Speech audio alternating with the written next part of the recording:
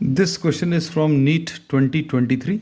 The statement of the problem says the amount of energy required to form a soap bubble of radius 2 cm from a soap solution is nearly. हम लोगों को energy calculate करनी है. इसमें जो formula use होगा energy required E is equal to what? Surface tension into the area, the total area. Area of a sphere is 4 pi r square.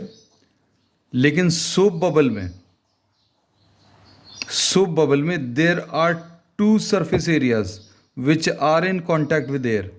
एक तो अंदर वाला और एक बाहर वाला, एक ये अंदर वाला और एक ये बाहर वाला.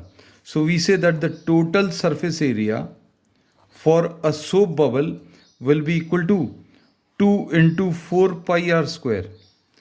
तो एनर्जी का कैलकुलेशन क्या आ जाएगा? T into 2 into 4 pi r square. अब इसमें सरफेस टेंशन की वैल्यू दी हुई है कितनी? 0.03 इंटू 2 इंटू 4 इंटू पाई की वैल्यू. ये पाई अभी हम लोग ऐसे ही लिख दे रहे हैं. आर की value, radius is what? 2 centimetre. तो रेडियस इज 2 सेंटीमीटर.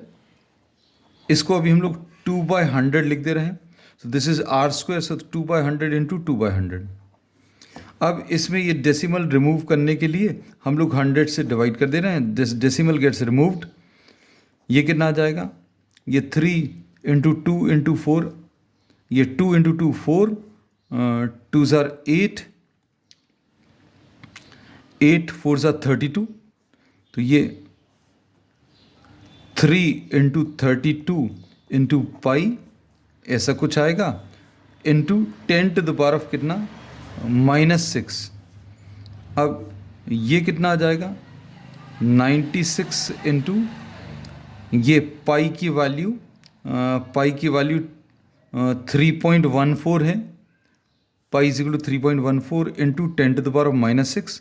अब ये सारे 10 के -4 पावर में दिए हैं.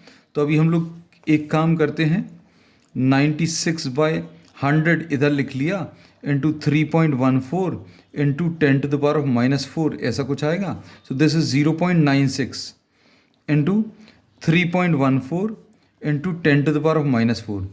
अब इसमें क्वेश्चंस को सॉल्व करते समय एक सिंपल सी चीज़ याद रखना कि we are not at all interested in exact calculations. अब 10 टू द पावर ऑफ -4 तो यहाँ पर भी आ रहा है, यहाँ पर भी. ये चारों ऑप्शंस में 10 टू द पावर ऑफ -4 है.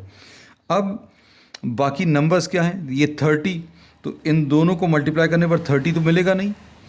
इन दोनों को मल्टीप्लाई करने पर आपको 50 भी नहीं मिलेगा, बिकॉज 0.96 अप्रॉक्सीमेटली 1 है. 0.96 कैसा है?